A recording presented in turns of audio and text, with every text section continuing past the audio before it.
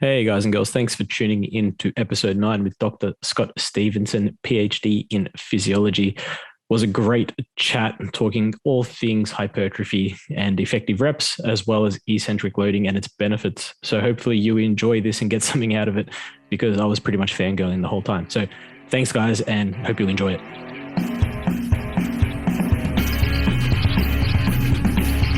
Nutrition, lifestyle, and PED education. This is the Elite Strength Podcast with Aaron Scoffey.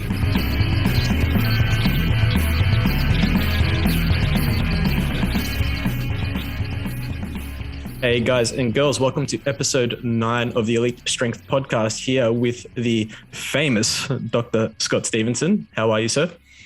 Great, man. It's good. It's Labor Day weekend here, so it's a Monday, but it's a very chill Monday, so it's awesome. Nice. Thanks for jumping on and working out that time that we could have both work out to get on this call, because obviously with the time difference makes it a bit tricky.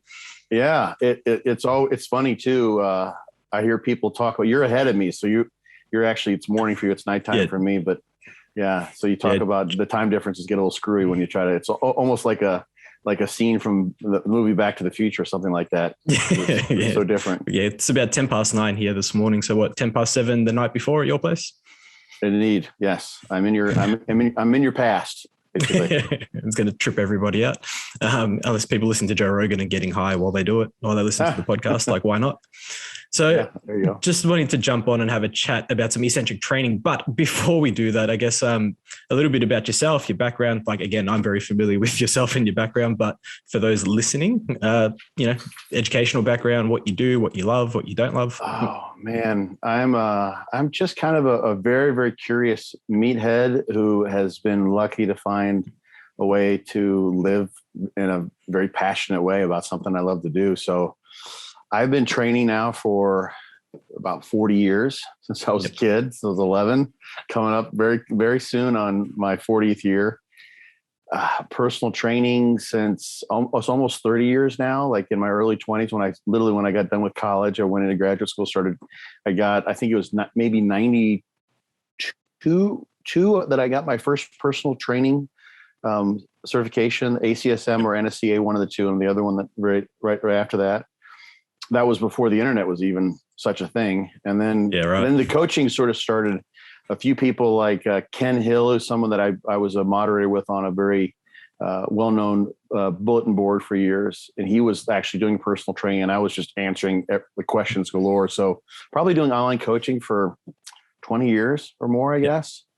And along the way, early on there, I realized how much I wanted to become the world's greatest personal trainer, which is what I sort of always said facetiously.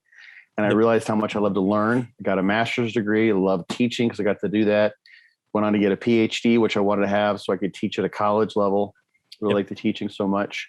Want to be able to help people as much as I can. So I ended up becoming a licensed acupuncturist, which allowed me to sort of integrate a lot of alternative medicine, those sorts of things, or at least some of those things I can't do legally because of licensure issues and scope of practice. But it exposed me to a lot of different things that I would have been exposed to otherwise. I actually lived in Arizona for about 10 years, where I owned a gym and I taught at the acupuncture school, and I practiced acupuncture.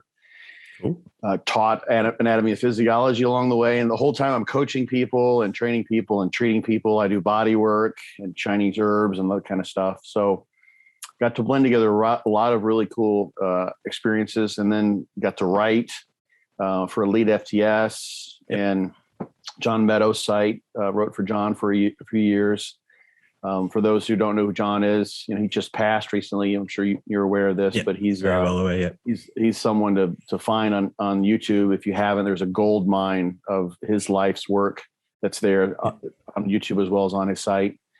Written a couple of books. I'm advertising for one of them. My first one was Fortitude Training. It's a training system. Actually. I've got your book actually in my bookshelf behind me. Awesome. Yeah. There's the big book, the big brain copy. dump. Yeah. So this was the one that I put together about 3 years to write.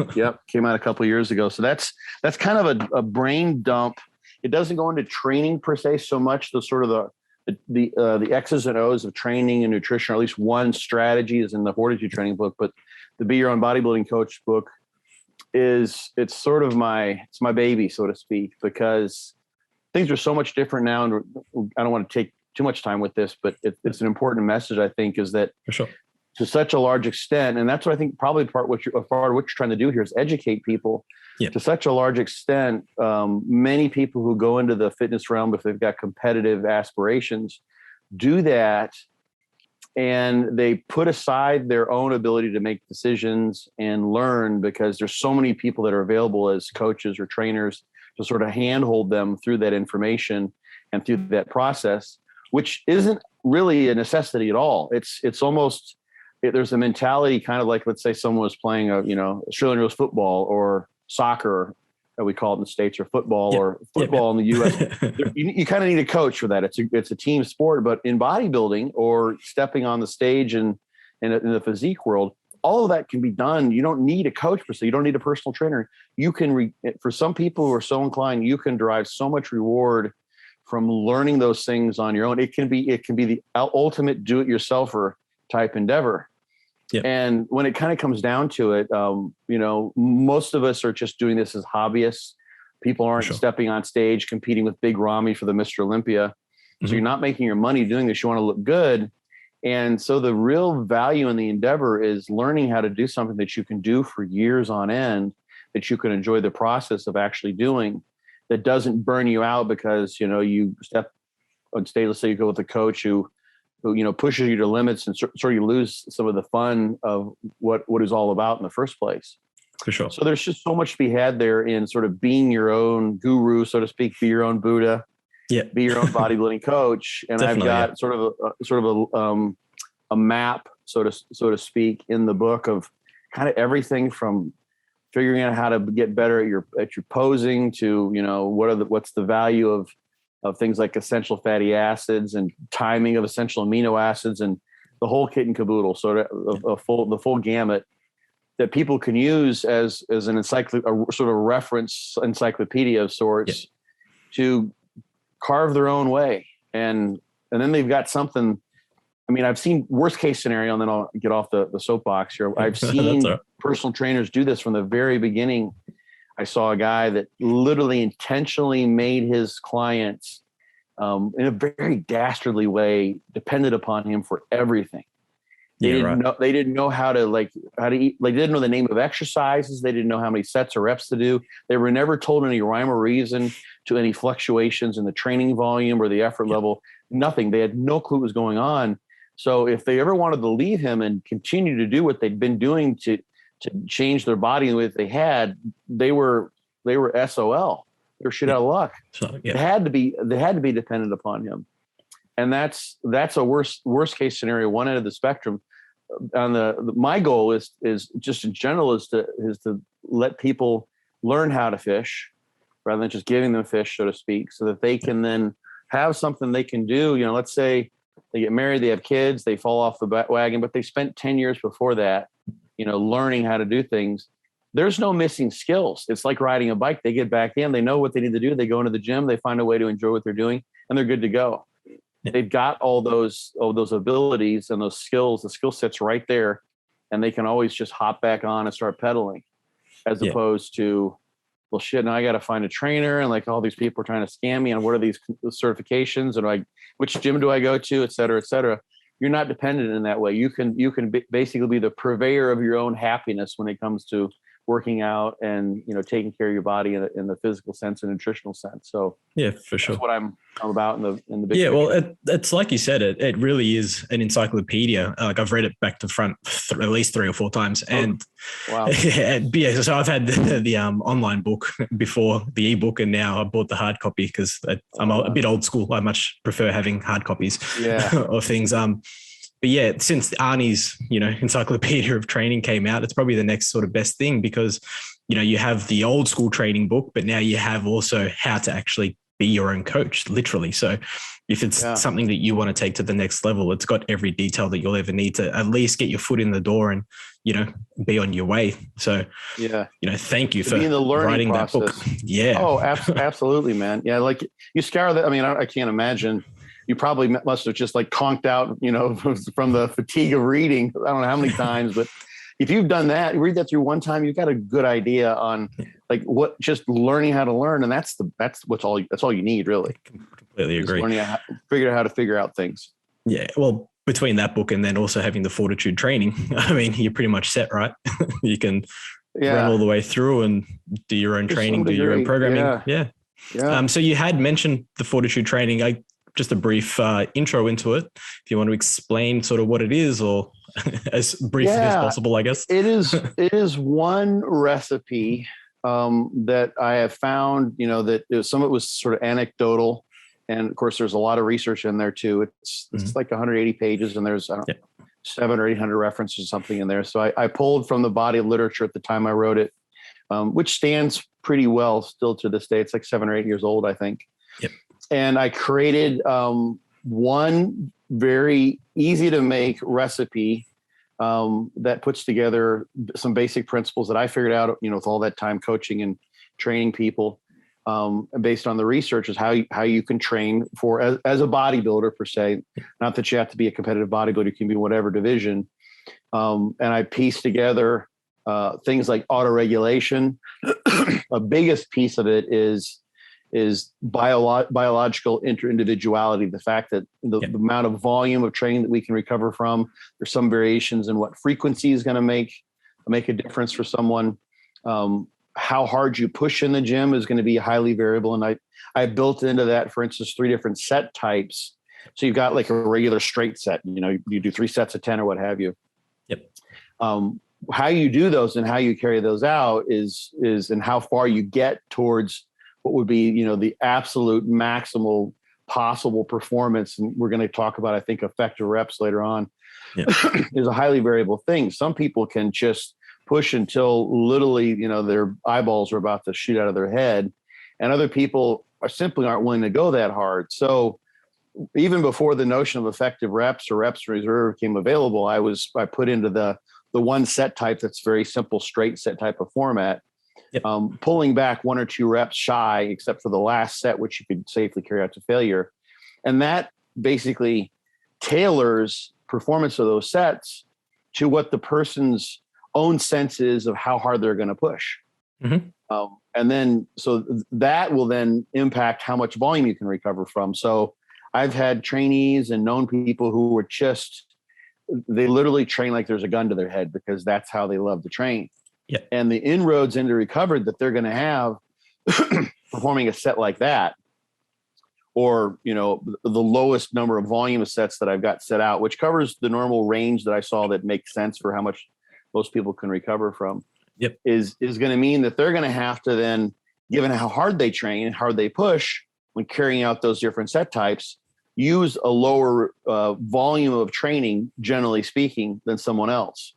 So how hard you train and how much you can recover from are 2 things that are very interrelated, and the 2 things that can vary tremendously. So I tell this story. You probably heard me even mention this. Like I had a sort of a beta testing group, kind of a pilot group. I ran through this.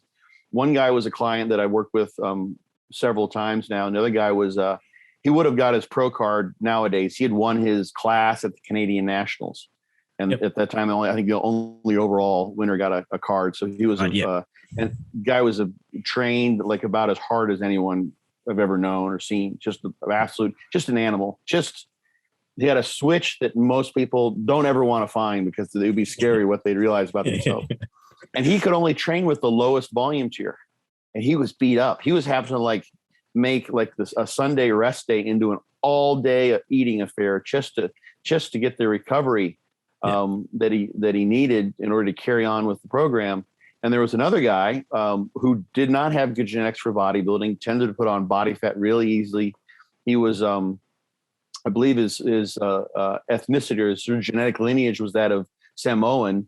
And he just was so hardy, just crazy hard. And he trained hard too. Yeah, for sure. But he just didn't put on muscle mass. He put on body. His body was set to survive. Yeah.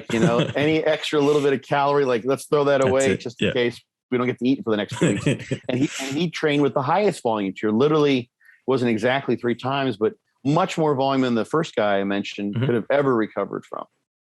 So those 2 guys were 2 ends of the spectrum, and they were doing that same group of people that I saw run through the program to give me feedback on how they liked it. And so the one guy told me, okay, this like that lowest volume tier was okay for him.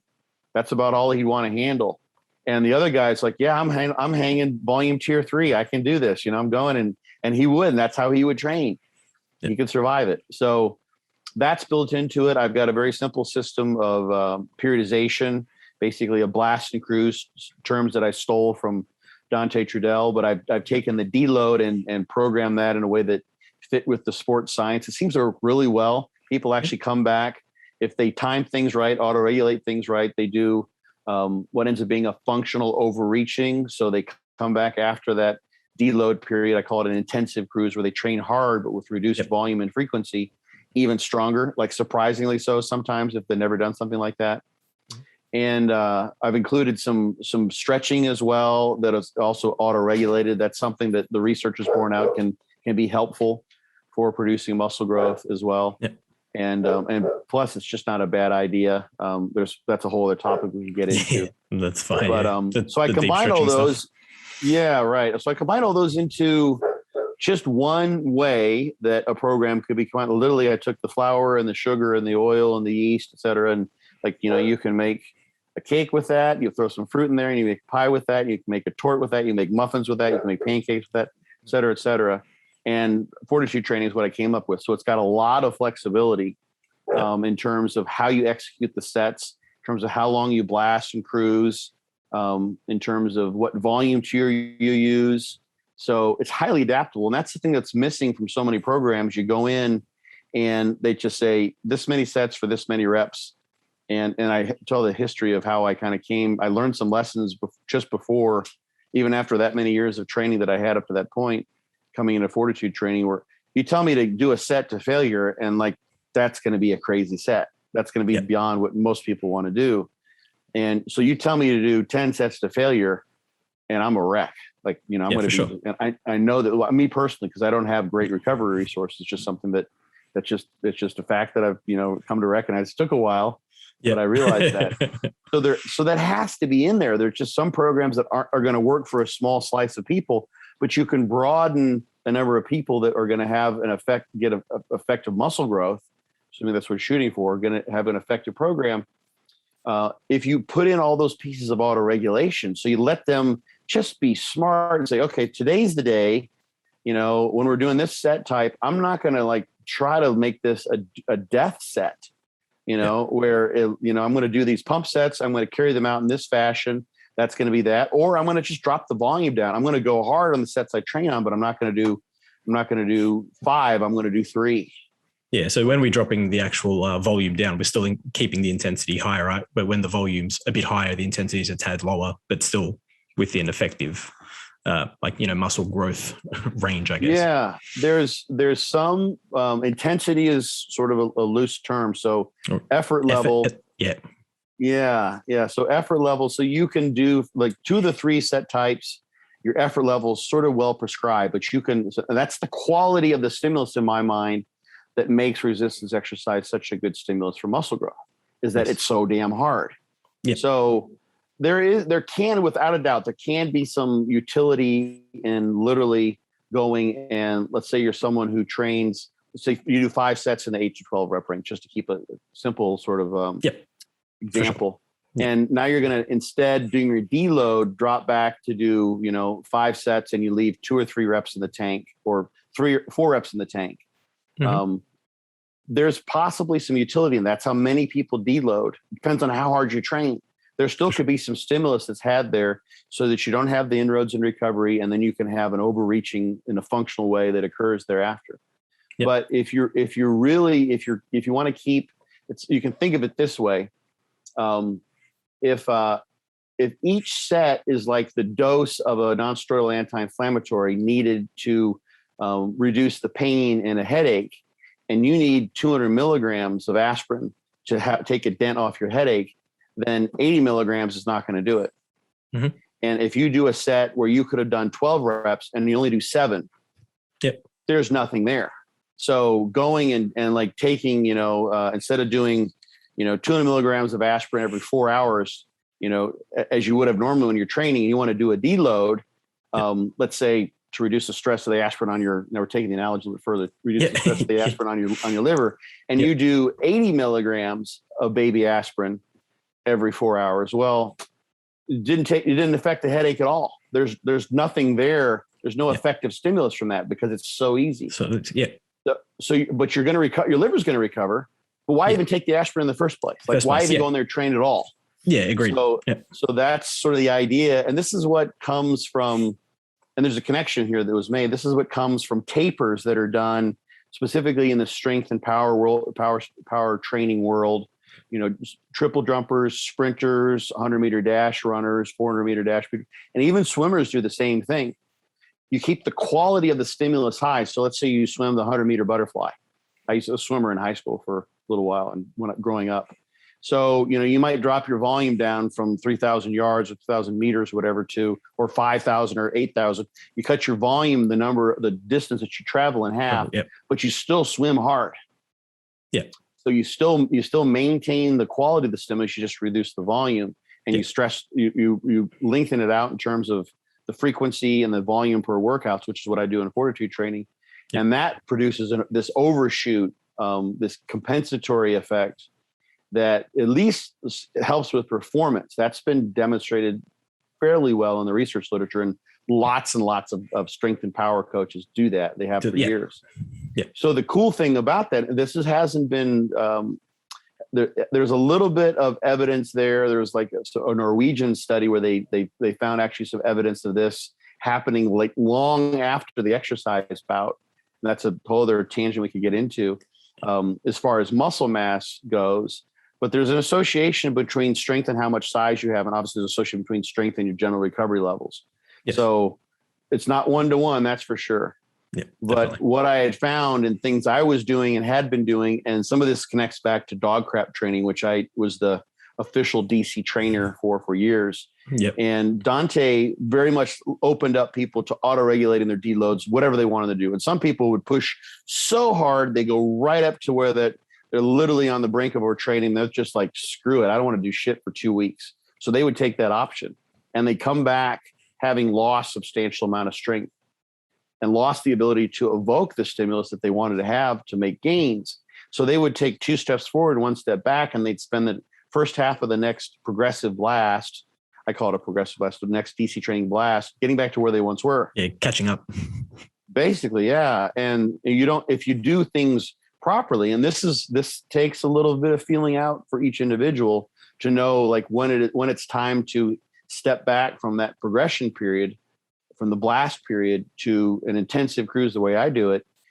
You can have this rebound where people come back in after their cruise period and their strength levels, they've superseded what they were doing previously. In fact, they were making good progress, and maybe it was starting to sort of peter off. It's as if they, in those 2 weeks off, let's say, if that's what it ended up being, they've made 5 or 6 weeks worth of progress. Yeah. Because they really pulled back in a way that many of them hadn't. You combine that with food and everything else, and you can really sort of slingshot someone really, really substantially well. I don't know if you found that with doing Fortitude Training. Yeah, it's interesting. It's being a coach as well. It's the 2 deload type options that I do use depending on the client. Like for myself personally, like I train quite intensely. I guess it's subjective to the person watching, right? But to a point where my deloads are literally a week off. So it's like I work on a 3 or 4 week paradigm where it's 3 or 4 weeks building intensity or building effort, and then that 1 week or 2 weeks. Failure sets. I like to train to failure quite a bit. And then I know that I need a week off. Like there's no point touching a weight. Like I'm not going to get anything from it. And usually at that point, I don't personally want to touch a weight. I just want to relax, eat food, chill out, de-stress, and then come back the following week. And I don't seem to lose strength at all. So I think I'm fortunate in that aspect. And that's sort of what I apply with my clients if they train in a similar fashion. Otherwise, I do keep the effort level high and just decrease volume for a week so that we can carry on that stimulus all the way through. So, yeah. so the thing that would be interesting, and you may have, it's very, very possible. I'm not in any way trying to denigrate that approach, because that one, it could be for lots of exactly what you want to do. Yeah. You come back without having lost anything. the thing that would be interesting to know is instead of, let's say, you going 4 weeks where you're like, okay, now it's time, I need a week. You go 3 weeks and then have like, 2 or 3 sessions. Remember, let's say you have normally 4 or 5, you'd have maybe 3 sessions in that 4th week, or maybe you'd go 3.5 weeks and have 2 or 3 sessions. So you, instead of taking a week completely off, you take 4 or 5 days off. Days off, yeah. And you have some time in there where you're sort of moving forward in a deloading fashion, still with some time off, because that's part of how I do it too. You take the last third roughly of the intensive cruise is nothing, active recovery, if that's what suits you. So it'd be interesting to see if so what you have is sort of it's not non-functional, but it's not functional overreaching. It's right in the middle. Yeah. And you'd want functional overreaching, and it may be something that it's not going to happen, with as long as you've been training. You're just not going to get that sort of a spring forward. You've got it optimized the way you're doing it. But it'd be interesting to see if you could get a functional overreaching of some sort, potentially. Definitely something to play with. Yeah. Yeah. I mean, I'll let you tell Joe. Yeah. Well, I mean, Joe and I have talked about this, and it's interesting. Because that's exactly what we're talking like the world's elite athletes do. Yeah. Like it's not like they don't train themselves, into a loss of performance state, and then come back. So, but they've got a performance level that they're going into, let's say it's the Olympics or a world championship that they're maintaining. So they're running their 100-meter dash at, 10 seconds, let's say. Yep. Just, easy numbers. So it's not like when they're practicing, they're training, they're running tens, 2 months out, and then they push so hard that they're getting 10 ones and 10 twos, and then they do a taper just to get back to a 10. Yep. They're actually, as far as I know, and someone who's in the mix knows, they're not intentionally trying to induce a performance loss at any point in time. So performance is maintained. They do the taper so that they'll have a performance overreaching that's functional, so to speak. And for those who don't know, the idea of the functional overreaching is that you push so hard, basically create a state of lack of recovery that hasn't created overtraining, which would be defined by a loss of performance. Yep. But you're not so far towards an overtraining state that you can't recover back to when you come back from the deload period. Or the period that you have reduced volume and or frequency or no training, that you don't make it back to where you once were. So it's functional if you overreach in that way. If you come back, even better. It's non-functional is when you come back in the training, you're like, shit, I still haven't come back all the way. And it's overtraining is a whole other ball of wax where you're kind of screwed for a long period of time. Yeah, very cool. But anyway, so those are the pieces of fortitude training, and I just put them together in one way. There's all sorts of ways it can be done, and I'm working on some other set types and some other ways to configure things for people to, because it doesn't get everybody. Like there's no like one size fits all. You adjust all the even like, imagine you've got like a car, a vehicle, an automobile of some sort, and you want it to kind of fit everybody, and you set it up like it's actually kind of a 4-seat car that's actually got a pickup bed like a truck would be. And all the seats and the mirrors can, be moved around so that it can fit everybody, and it's really fast. It can haul stuff. It's got like, one size fits all. There's still going to be somebody who needs to haul something really, really big, or there's someone who, is a dwarf and they can't get in, or there's someone who's 7 feet tall and their head hits the ceiling. There's still going to be some people that you can't capture with all the adjustment points that I've tried to put in for fortitude training. It works for lots of people. Yeah, but just not everybody. I mean, probably can't. Yeah. Theoretically, hypothetically, I don't think you'd ever get. Would that mean that there's a second book coming? Yeah, I'm working. I want to update the literature. Some people get the book just because they like reading the literature review. Yeah, because that was, I don't know how many pages. Yeah. So they liked reading that. Yeah, I put all that in there just because it's a nice piece to have. Yeah, and some different. I get asked on different variations, and people. When people get into fortitude training, a lot of them have set ideas, which makes sense. They like, I'm not going to be able to do this or this. I want to try this, or this is my immediate modification. And I suggest, not because I'm trying to be a Nazi about it, but I suggest following what I've got set forth there, Yeah. Because if for like one blast, like, a 6 or 8 week period, whatever it might be, just so you can compare notes with all the other people, the thousands of people who've done the program. Yeah. And you're like, okay, I did it this way. Now I know, I confirmed what I thought. Now I'm going to go and I'm going to change this or change that. So those things are things I can just write out for people who might already know that. And they've got sort of a script to follow. But it's, although I put out daily trainers, I was begged and pleaded to put out these daily trainers to tell you exactly what to do each day. You go in, the program doesn't do that. You have to choose your exercises, what works for you. Yeah. Like which is a crazy thing. It's like, okay, you're going to squat like, twice a week for 8 weeks. It's like, squats suck for me. What do I do?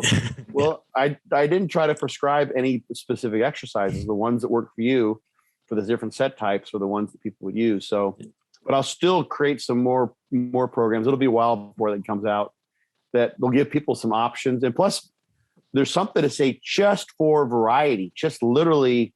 And I've got 2 versions already, but and I tell people this, the programs I know the best are Mountain Dog Training, John Meadows' system. I co-wrote his book, so I know a little bit how he configures those. He's got a ton of those.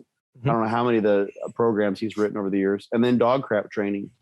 And people do really well if they take a system and they push it and push it and push it for months on end, maybe a complete off season. And they're like, I just want to go back to DC training. I'm going to try something else. You can periodize those training programs in various ways. So it's just something about the whole idea of progressive overload and producing muscle growth is novelty of stimulus. Yes. If it's not novel, if it's not different, that could be the exercise, that could be the weight, that could be the number of reps you perform. It's not novel. It's not going to create a stimulus. It's not going to evoke an adaptation, which is the whole point, at least from a bodybuilder's perspective. Definitely. So, and I guess, that can lead us right into our topic being eccentric loading and repetition speed and its relation to hypertrophy. So obviously lately it's come back around for some reason. It seems to be seasonal, that speed of rep really doesn't matter, provided it falls in between a certain time span. So I think it's 3 seconds to 11 seconds per rep from memory. Provided it falls in there, there's no real difference in hypertrophy outcome if the eccentric or concentric is slower than that. And it's getting peddled around obviously by a lot of coaches that have sort of said, it doesn't matter about speed of rep. And we know from a physiological standpoint that it definitely does, especially also even from just the safety aspect, but that's a whole nother conversation, I think. But from a physiological standpoint, I guess is something that we can bridge into and, explain what's going on in an eccentric movement versus the concentric. Yeah, I haven't seen. I just saw the one post that we talked about before we came on, and I presume people are referring to review that Brad Schoenfeld did. Yeah, the meta-analysis. The meta-analysis that was like between a half a second, maybe up to like 3 or 4 seconds. Yeah, it's something. For a rep duration. And the limitations that you're going to find, unless the meta-analysis used as study selection criteria, only individuals who are advanced, so to speak, who have been training for several years, you're going to run into a ceiling effect possibility there, where you're getting, because you pick novices to study, because you get a large magnitude of effect, which gives you a statistical advantage. And at least you want to, sometimes studies are done, you don't have any muscle growth at all, so you can't really, if you don't have an effect, like if you don't have a headache, you can't see whether aspirin helped, Exactly. Yeah. So you want to have some magnitude of effect, but you get a ceiling effect where there's basically growth that's happening so fast, it almost doesn't matter to some degree, the other parameters that might be tested between the two groups. So if you have 1 second versus 3 seconds and everyone's growing, like crazy because they've just started training and they're training really hard. Yeah. And you've got a lab that does a really good job of pushing people to train really hard. There might be some underlying difference there, potentially for some people. And this is another thing we can kind of get into as far as the studies go. But you may not see it because of the ceiling effect. It's a slightly different topic, but it's such a beautiful example. I can't help myself but to mention it. So there's a pair of studies that came out, one in 2018. The latter one was a year later, Damas, Damas was the first name on the second one. Same author, same researchers, and they examine the effect of 2 versus 3 versus 5 times per week training on muscle growth. You probably heard me talk about this. So I have. And I think I've read the studies. Yeah. Yeah. Right. So they train one leg either twice or 3 times a week. Each workout was 3 sets of 10 to failure, or the other leg 5 times a week. Yeah. And it didn't matter. Muscle growth was the same when you compare all those conditions. And they went back and they looked at the individual results. So they ended up just lopping together the 2 versus 3 times, because that was pretty much the same, versus 5 times. And when you compared that and looked at the individual response, you saw a very interesting pattern. Yep. Some people did much better with 2 or 3 times a week versus 5 times a week. Some people did much better in the other way around. But some people grew really, really well overall, and some people didn't grow at all, regardless of how often they trained. So you're going to have a situation, you see that across individual studies, you see that across individuals within studies.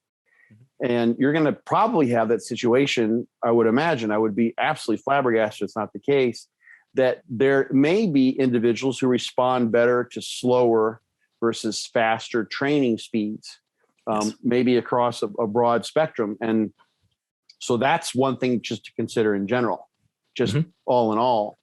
And like, for instance, one thing that just pops into my head, because I just did this yesterday. I've been, it's a long story, but I've been doing what John Meadows would call a challenge set. So it's about 165 pounds on the system on a Smith, doing a behind the neck press. Yep. And I got really amped up for it yesterday because I was trying to beat what I've done. I've done it. This is the 3rd time now. And I got 50 reps. Yeah. Right. But they were really fast. Yeah. They were really fast. Yeah. And that was because I was so amped up for this. So I wasn't controlling the tempo. So I don't know if I could even compare that to what I did before. Before I went fast as well, trying to bang out a high rep set. But some individuals, getting back to our topic at hand, if they're doing faster reps or they're just trained with faster reps, that's going to be associated with a different level of excitement, of psychological arousal. Yes. Which is going to lead to a different level of effort throughout the set. Yep. You have some sets where some days where you're just like, man, gravity is my bitch today, and it's going down, and you're unstoppable. Yep. And there's some days like, I'm going to push, I'm going to give everything I get. These efforts can be amazing, but just from when you first pick up that first plate that you're not going in there, it's not one of those days when you're just on. Yeah. You're just off. Yep. Yeah. So speed is going to be could be associated with arousal and all sorts of things. So back to, so we take that in and look at the topic at hand. Speed is going to be, because we're dealing with free weights here, generally speaking. We'll just take the free weight example. Speed of a rep is going to determine a whole bunch of things that are going on in terms of the muscle's force producing capabilities. So, for instance, if you're doing really, really rapid reps, extraordinarily rapid reps, and the weight is coming down very, very rapidly, the weight can be coming down so that essentially you're losing a lot of force because you're in free fall. Yeah. And then in order to maintain that fast rep tempo, you're going to have what's called a stretch shortening cycle. Yes. Which is a very, very efficient way. And it's one that's utilized. The clean and obvious example is utilized in the muscles of locomotion in the calf muscles. Yes. The calf, the plantar flexion of the calf muscles, the Achilles tendon specifically, translate angular momentum that's been created at the hip and the knee across the ankle, so you can spring forward every time you have a foot strike when you're running. Yes. And you look at if it were just about more muscle mass driving, let's say, fast and powerful running, you would see these gigantic calves on the fastest runners in the world. And they don't have gigantic calves. What they typically have are well-developed muscular calves with really long springs, the Achilles tendons. Yeah, because the idea there is springs are very good ways to capture that elastic energy that comes from ballistic plyometric types of movements, which was what you can get at one extreme of rapid movements. So what you're doing there is harnessing a lot of elastic energy in the series elastic components and the tendons in the fascia and the connective tissue that runs through the muscle, and you're harnessing energy there to move the weight rather than using the force that's being produced by taking the ATP of energy metabolism to produce force with the contractile elements, the actin and myosin, the myofilaments of the skeletal muscle, which is what we want to put the stress on. Because having one way, shape, or form, more myofibrils, bigger myofibrils, maybe both, is what's going to give us a larger muscle cell. We're going to just think about it from the aspect of hypertrophy. So if you're just like in the short and sweet of that, like, holy shit, what did he just say? If that's like running through your head, what? If you're just throwing the weight around, you're basically using all the rubbery, elastic components of your muscle to move the weight in large part, rather than stressing the protein component of the muscle that you're trying to enlarge so you can have bigger muscles and have bigger muscles because of it. Yeah. So overly fast is definitely unhelpful. So there's a stretch shortening aspect of what's going on with really, really fast reps. So then we can compare what's going on with lifting up, which is the concentric contraction where the muscles contracting and shortening, versus what I think you wanted to kind of dive into a little bit is the importance of eccentric loading. Yes. Which is where the muscle's contracting and producing force at the same time. When you're lowering something, let's say under control in this case. Yes. So the meta-analyses and the reviews have been done there, as well as the individual studies. You can look at it from all those aspects. The eccentric seems to be more important, generally speaking. Not that you can't get muscle growth from isometric or concentric only contraction. Certainly can. Yes. But when you look over the course of the studies, or you look at studies, one was done by Dudley and Hather. Gary Dudley was my mentor. I've heard me mention with that one, where you take out the eccentrics and even double the number of reps and volume with concentrics, presuming that would provide greater stimulus. You still don't get the same extent of muscle growth when you're looking at the fiber types. Yes. So the reason being for that, if we look at the things that are in a very gross way stimulating muscle growth, is force, tension being produced is sort of our primary. You got to have that. That's the thing about weight training that makes it such a good stimulus for growth. Yep. And when you look at the amount of force produced relative to the amount of muscle that's being used, it's substantially higher. It's a function of the speed of movement, comparing shortening versus lengthening, but it's substantially higher during the eccentrics. Yes.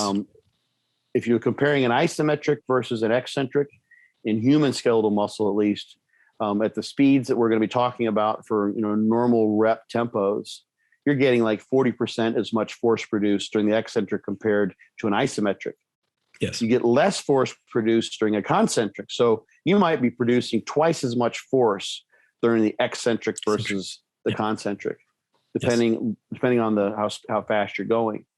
And that's something that's just going to happen, because that's the way muscle works. There's a force velocity curve that basically dictates how muscle contracts when it's activated.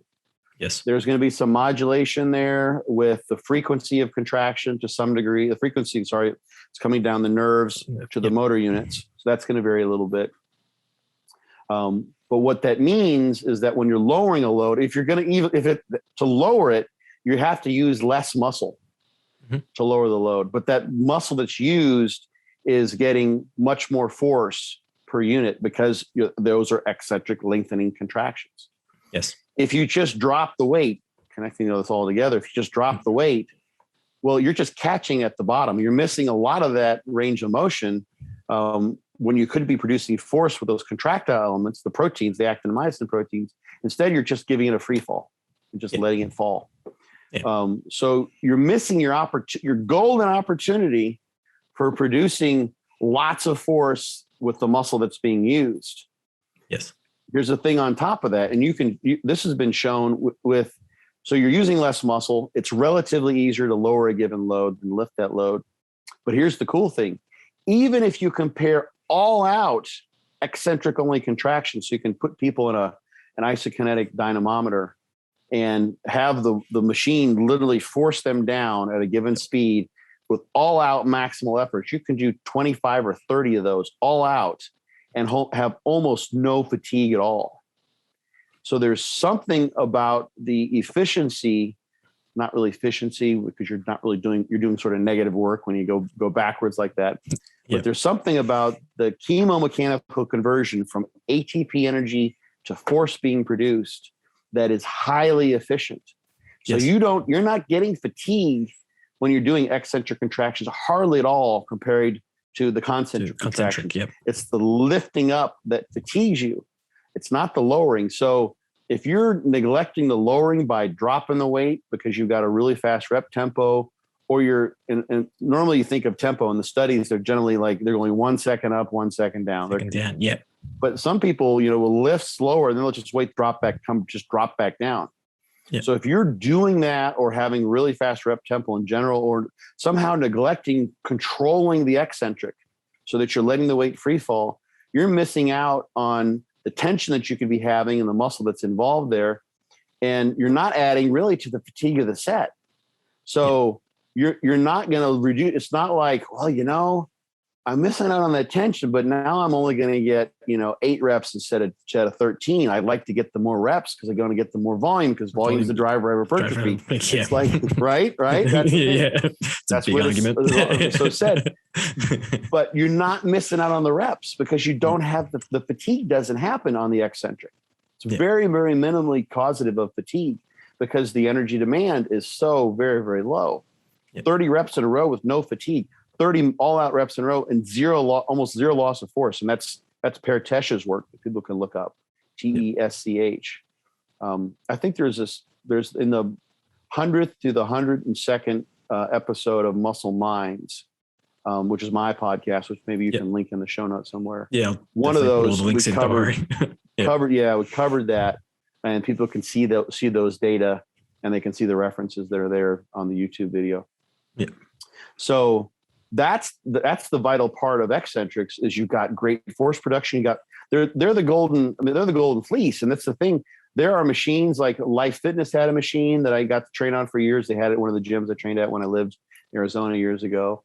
And there are machines that, the Eccentric machines can do these things, but you can't just buy one of those. Eccentric device is $50,000. Cybex is probably $150,000 now. Yeah. But an ideal way to load muscle is to accentuate the eccentric, is to really at least control it and then overload it, because you can handle so much more load. You can lower a load heavier than what you can lift by far. You got to be careful. You don't want to, be dangerous and start trying to lower 400-pound loads when your 1 rep max is 300. Yeah, for sure.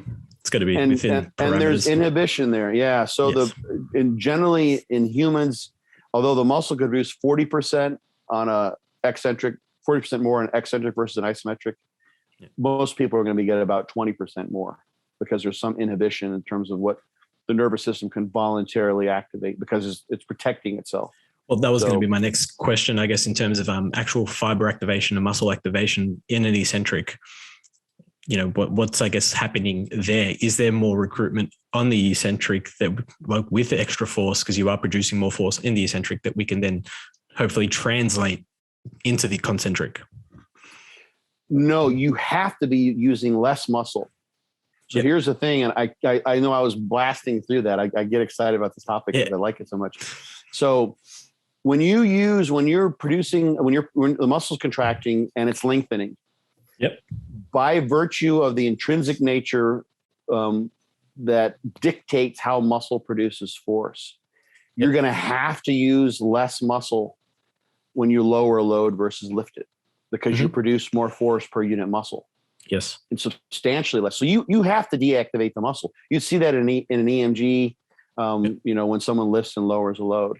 So it has to go down, but you're getting much more force per unit muscle that's used. Yes. They've looked at this, the evidence is pretty mixed. You'll read the reviews and some of them have a conclusion that goes one way, some have a conclusion that goes the other way. Some say that, there may be some preferential type 2 activation. But others don't, it's highly variable. Put it this way. Here's one way to sort of illustrate it. And let me know if you don't follow this, because this is another one of my hobby horses. For my dissertation, my PhD dissertation, we were examining creatine supplementation, but we wanted to use advanced trainees. But we also wanted to evoke muscle growth. So what we did was we trained one leg with electrical stimulation on one of those isokinetic devices. When you use E-stim, you're directly activating the motor units through the neurons there at the level of the muscle. Mm-hmm. The inhibition that would happen at the spinal cord or in the brain doesn't make a bit of difference. The contractions were totally involuntary. We strapped them in, threw the electrodes on, cranked up the juice, and then set it up so that they performed a rep, and the reps just went on and on. Actually, we put rest in there because the fatigue would be so high. Yeah, that makes sense. And the force that was being produced was substantially greater than what they could have produced voluntarily. We used that model of muscle growth because a previous study that had been done by another graduate student with my mentor showed when they compared voluntary training versus training that way, matching reps and everything else, you get about twice the rate of muscle growth. Oh, okay. Yeah. And that's because when you turn on that amount of muscle with the E-stim, you've got, let's say you activate about 80% of the muscle, let's say. Yeah. It's on the way up. And then so it's a knee extension. So it's turned on, the knee extends. Yeah. And the machine is measuring the torque. The torque, you get to the top. The E-stim stays on. And the machine pushes you back down. Yeah, right. And this with the same amount of muscle. Yep. Normally, the muscle, if you were lowering a free weight, the amount of activation would go way down because you're getting more force per unit of muscle. In this case, we left all that muscle activated, and the machine forced the leg down. Yep. Massive spike in force. I mean, I had never done this before. It'd been done that the graduate student was long gone, and the way Dudley works, he just said, go figure it out, which is great, learn by fire. Yeah. And I did this on myself like crazy. And it'd be like, you turn on a little bit of force, like, okay, that's about 50% of my max. And you go up, and I watched the force traces on the screen. It'd be like, boom, boom. I'm like, oh shit. Yep. All of a sudden the scale would have to change. Yeah, because there's so much force produced on those eccentrics. So that's not what happens with voluntary contraction, because if I had a free weight on there, if it were like a leg extension machine, it would just go up and stay. Yeah, exactly right. Never come back down again. Yeah. In this case, the machine forced it down. So you have to use less muscle, but you don't lose out. And the confines of just normal, you're in the gym, practically speaking, you're going to lift up the same load that you're going to bring back down. You don't have special devices to do that yet. There are some things you can do with flywheels and that kind of stuff, but that's a whole other story. People don't do that in the States, at least. They do it. People train on those in Europe, but so no, you get less activation, but you get more force in the muscle that you use. Mm-hmm. And if you're controlled in that tempo too, if you come to the bottom and don't bounce in some way, shape, or form, then you're requiring energetic activation or energy use with the contractile apparatus, as opposed to that stretch shortening cycle, which the muscle is very tuned to do. Mm-hmm. That has a distinct performance advantage. If you're just trying to move weight around, you're just trying to get the reps, bouncing the weight around will make that happen. You see some guys, I've seen guys, I don't know, thousands of guys like this who are really good bench pressers. You've probably seen them, and you watch, not only do they bring the weight down and bounce it, but you can see literally that their rib cage like bends in. It's like they probably have actually literally developed some elastic spots in their rib cage, like over years of doing that. And they literally do this maneuver to move the weight up. That's not what you want to do. Although those guys have also gotten pretty big doing that because they're just training so hard for so long. But in terms of putting the brunt of the stimulus on the muscle, on the contractile portions of the fibers, you don't want to do that. So I think that gets to your question about activation. I guess it's just one of those things. A lot of people still think that they're getting more activation in an eccentric when it's not so much more muscle activation. It's just more force per unit. Exactly. Yeah. Which is, it's like people just misinterpret it and think it's almost the same thing when it's not. But I guess for ease of mind, we can almost say that it is, even though we know at a deeper level it's not. And those fibers or the motor units that are active, they're getting a much better stimulus. Yes. Because the force that's being produced in those.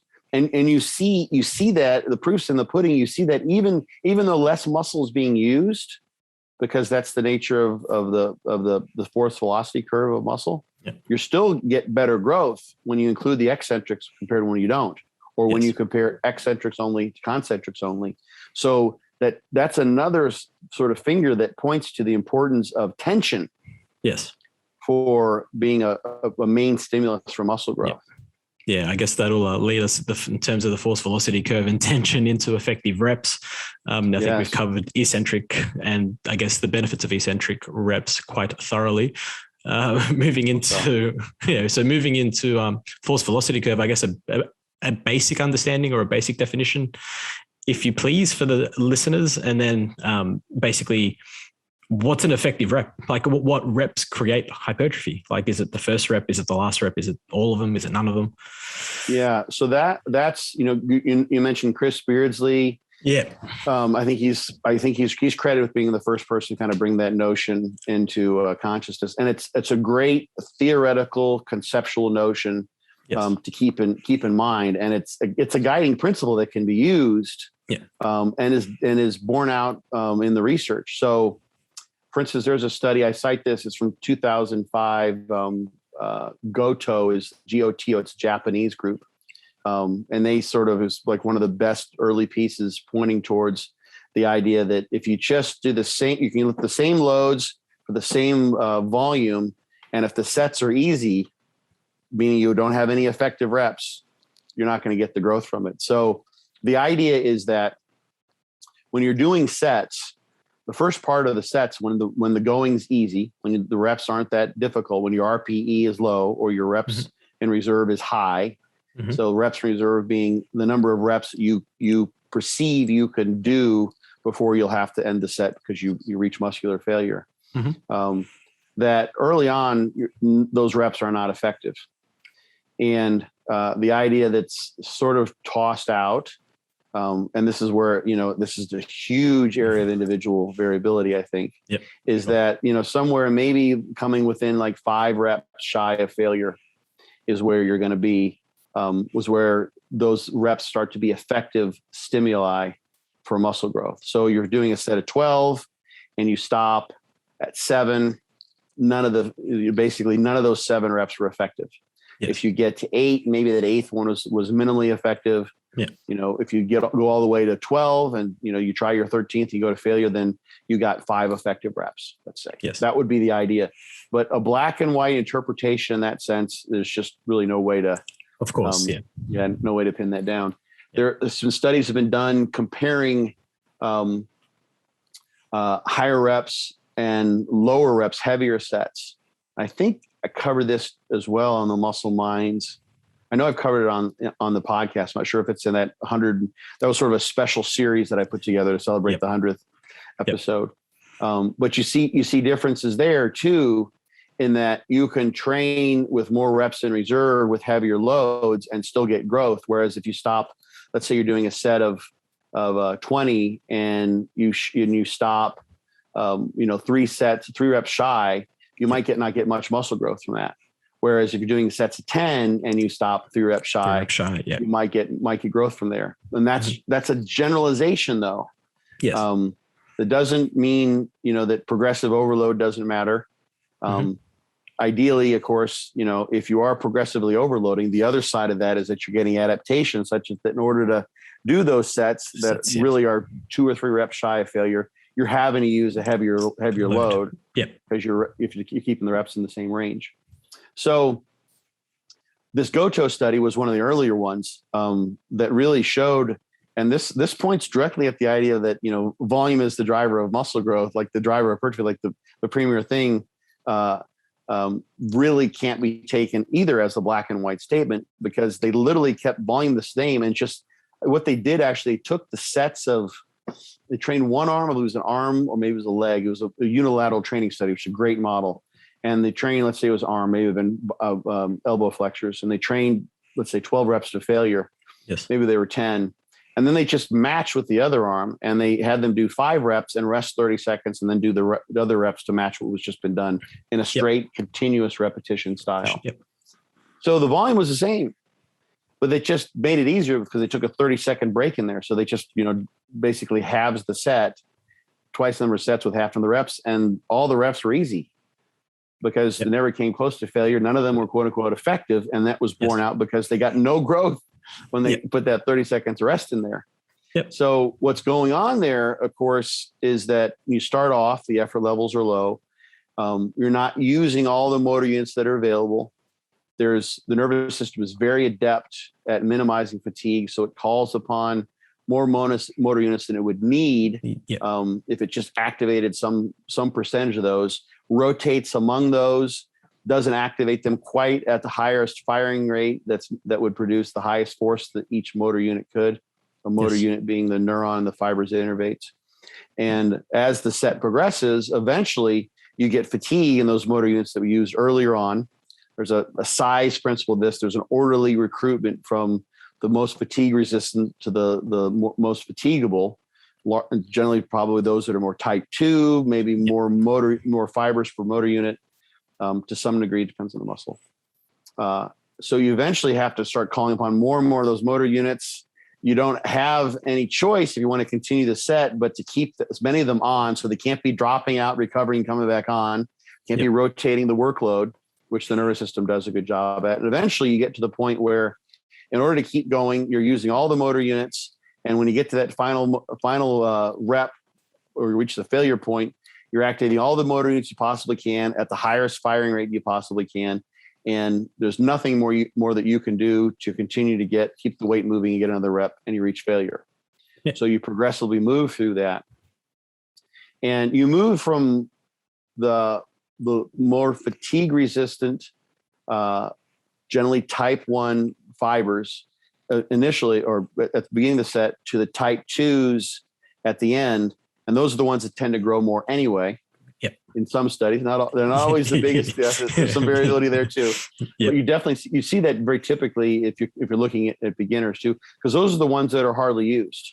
Yes. You don't use those in your typical day. You don't see people, although I'm one of those guys who would do that shit, although it doesn't necessarily happen anymore. But I remember living on the second or third story, and I'm like, I want to go down and get my groceries much. So I would literally have 12 bags of groceries in each hand, of course. And I'd carry them up, 3 stories, and it was like almost a max effort to get them where they were.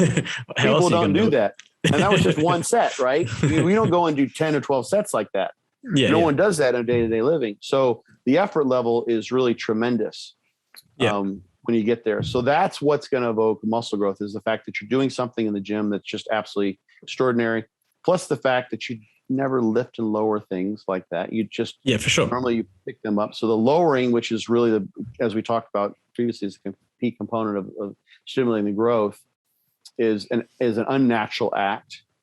And the idea still is that in order to evoke muscle growth, especially as you get more trained, you're going to have to take those sets to the point where some of those last reps before failure are really, really hard. Those are the ones that are going to be effective. Yes. And here's the thing. We know the law of diminishing returns applies. Right. You grow, you make good gains your first year, your second year, then things taper off. Yes. So in order to evoke novelty of stimulus, you're going to have to train in a way so that you've got a novel stimulus, and that you're training, making use of that thing that is the quintessential feature of each of those sets, that they're really, really hard and extraordinary. Yes. So a set of 12 for someone who's been training for 10 years and who's, fighting tooth and nail to try to get a pound or 2 of muscle mass, if that, a set of 8 with those, if they did all their sets with 8 reps with weights they could lift for 12, they're not going to get anything. Well, but last 5 reps of every set are effective reps. Yeah. No, they're not. Exactly right. In that case, it may only be, and here's the thing, kind of getting into the tricky part about this, is the last. It's just that you have to take every one of those sets right up until muscular failure in order to truly get anything out of those. And when you're at that advanced level where you have to train that hard in order for those sets to be effective, then you're using pretty heavy loads and you're running into a recovery issue as well. Yes. It's not like you could, when you started off, you might be able to, do 4 or 5 sets or 8 sets that way. This is not true for everyone. It kind of depends. There's other features to the genetic elite, I think, that make them to some degree exceptions to this in part. And of course, there's drugs and those sorts of things that play a role. Mm-hmm. But at some point in time, you run into this kind of recovery dilemma. There's a conundrum where the sets have to be so hard in order to get anything out of them that creates a stimulus, that they're so hard that they make your inroads into recovery such that you have a hard time getting enough sets in that you can actually recover from to come back and do it again. Yeah. So those sets are so crazy hard that you can't do 5 of them anymore. You can only do 2. Yeah. So then you are losing out on the importance of volume. Yes. To some degree. So you have to try to juggle that and balance that. So that's the issue when someone gets really advanced. And I tried to sort of piece that together with Fortitude Training, with auto regulation to some degree. Yes. And having like the loading sets, for instance, which you may know about, are taken 1 to 2 reps shy of failure, something like that, so that you're getting at least some effective reps there. Yes. Only the last one being a failure. And you get as much volume as you can recover from. Of course. So you do as many effective reps as you can recover from. And here's the thing that I think is just kind of an anecdotal thing that is going to vary depending on the person substantially, is that going to failure, that last rep, last 2 reps maybe, are the ones that really whack you. They'll really cut into your recovery resources substantially. You may need to do that on occasion to test yourself, to push yourself, but there's a price to pay in terms of recovery. Yes. And that's the balancing and tipping point. The thing that I think tends to be that, which depends, this varies too according to people, depending on the person, is that overtraining that usually happens seems to be something that's related to the central nervous system and thus to the endocrine system, especially natural trainees and the immune system. Yes. So it's when you do those sets, and I've heard even from powerlifters, and I know you probably, I think you talk about strength a bit on here too. I remember hearing from some powerlifters, like literally, and this is a really common thing. You go and do a meet. I mean, you're doing some warm-up sets, but you're not doing anything that's, terribly over the top. But when you actually go and try to, take 3 attempts, even with only the last ones being real attempts, powerlifters can be blasted for like 2 weeks. They're destroyed, just tore up. And it's because the effort level is so crazy. And don't get me wrong, they're getting sore, they can feel it, but they're just like, man, I barely want to get out of bed. Yeah. Because they just whacked. It's just one, like all out, everything you got, gun to your head, deadlift can do that to you if it's really everything you have. Yes. So that's sort of the issue that you can run into when you're getting advanced, trying to accumulate effective reps. So finding that sweet spot where your sets are heavy enough to make any of those reps effective, and accumulating as many of those as you can without with the right amount of trade-off in terms of how it affects your nervous system and your psyche and your endocrine and your immune system, is the tricky part that auto-regulation can be very, very helpful with, I think. Yeah, I was going to say it'd be more so also arousal coming into that as well, for and playing what arousal does basically on a biochemical level, and how that big dump afterwards, like you would use the example of a powerlifting meet, like you're effectively, like you said, doing really 3 attempts, the last squat, the last bench, the last deadlift, but the arousal levels for all 3 in one day would be pretty intense, let alone, being nervous and all that sort of stuff, being on the platform alone. It's crazy.